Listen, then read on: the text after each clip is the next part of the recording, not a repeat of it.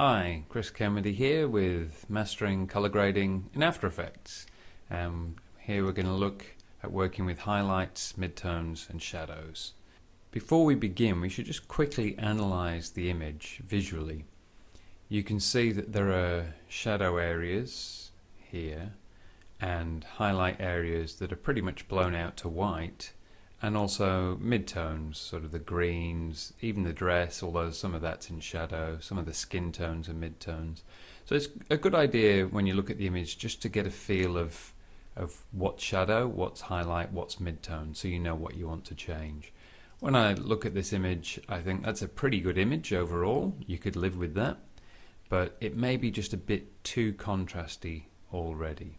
So if we go into the main interface of Color Finesse 3 to have a look at that, click on the RGB waveform, and you can see that's pretty much what I just said. The light for the red, green and blue is spread nicely all the way from the 0 shadow line up to the 100 white line. So if you were to do any work with the gamma, pedestal and gain, this is what you'd end up with. So there's nothing to do.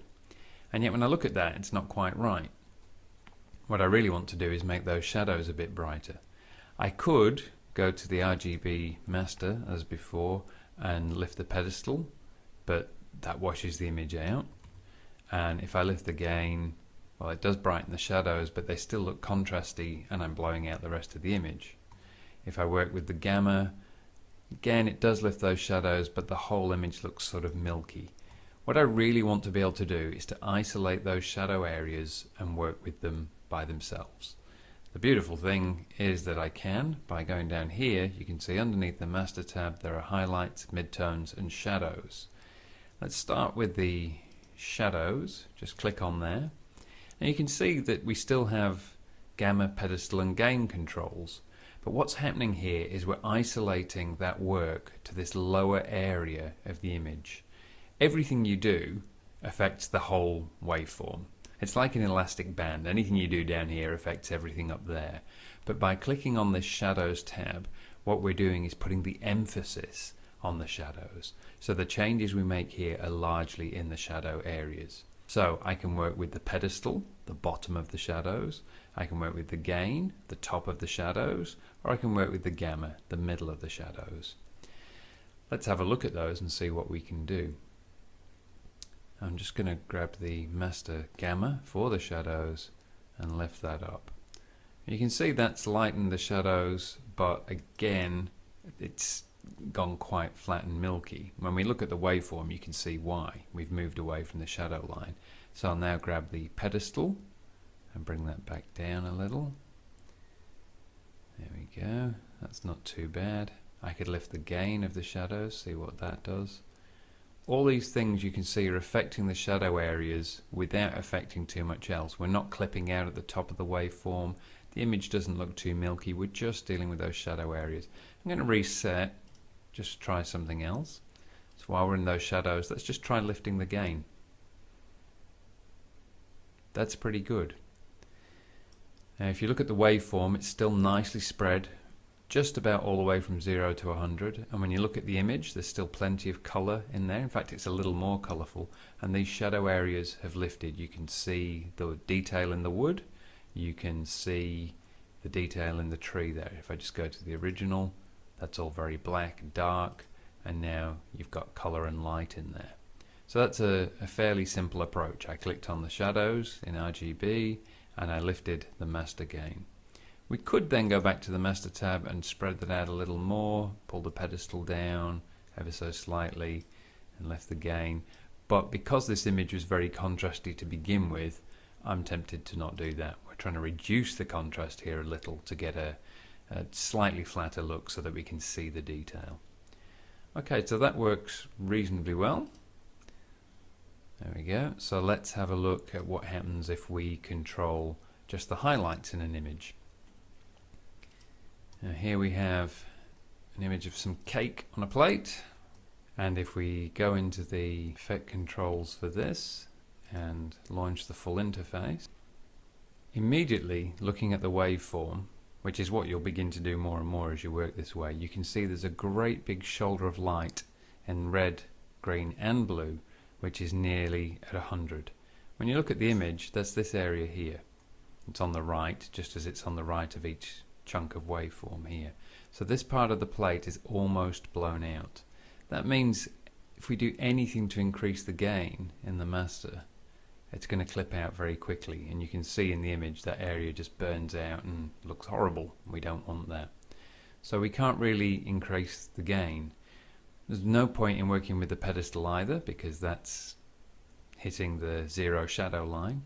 Can we work with the gamma to improve this image? Let's have a look. Well, if we lift it, it goes a bit milky. If we lower it, it just looks a bit dark.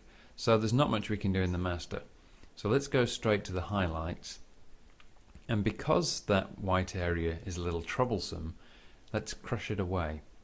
We're in the highlights, so as we said before, the emphasis is now on this highlight area, so we can use any of these controls in the highlights. But what I'm going to do is just get the gain and pull that down so that we shorten this line here, and when you look at the image, that makes that white area grayer like the rest of the plate. So by doing that, we've taken control of that highlight and pulled it back into line with the rest of the image. Having done that, we can now go back to the master tab, and from there we can spread out the clip as we normally would. So we lower the pedestal ever so slightly, and we lift the gain all the way up, and then we pull the gamma down, and there you go. We have a lovely contrasty image with a richer color than it had before, and the area of white on the plate isn't blown out. So if we'd done the master first, that wouldn't have worked, but because there was a problem highlight area, we were just able to go in, isolate that, and then do some master correction. Okay, so we've worked with shadows and highlights. Let's have a look at midtones. On the look across clip, you can see here we have an image of an actor in front of a house, and it looks a little flat. So let's just go into the full interface of Color Finesse, and we have a few problems here. One, if you look at the image up here, you can see that that area has blown out completely. That was just a mistake made when shooting, and there's nothing that can be done. It shows up in the waveform right at the top there on the 100 line that here in red, green and blue, they're all hitting the top of the waveform. So normally we say don't take the gain so that it's hitting that 100 line, but when those areas are already lost, we can go past there, and we worry then about the next parts of the waveform hitting that line. These are lost, let them go.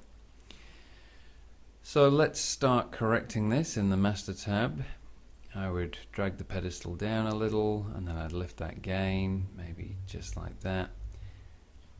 I'm going to cross-reference to the source, result, source. It's helped a little, but it's not what I wanted. The reason for this is that this image, the interesting part of the image, the face, is in the midtone area, and unless we work with that area itself, we're not going to see much of an improvement. So I'll reset all, leave the master tab for now, go straight to the midtones, and in there let's just boost them. So we'll grab the master gain and lift the midtones up.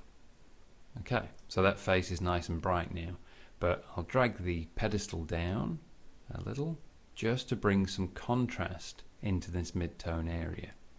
At this point, I'm not worrying about the waveform. I can come back and check all this later, but my aim here was to raise the brightness, so I lifted the gain, and then I wanted to spread out that midtone area the way we normally spread out the whole waveform, so I lowered the pedestal. Now if you look at the original clip, quite flat, look at the result, it's got nice contrast in those midtones.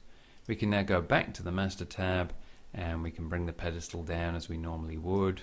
We can raise the gain as we normally would. The whole image is now a lot more contrasty, and the midtones are nicely controlled. So that's shown you the three ways that we can isolate the shadows, the midtones and the highlights and work with them individually in an image. Everything you do affects everything else.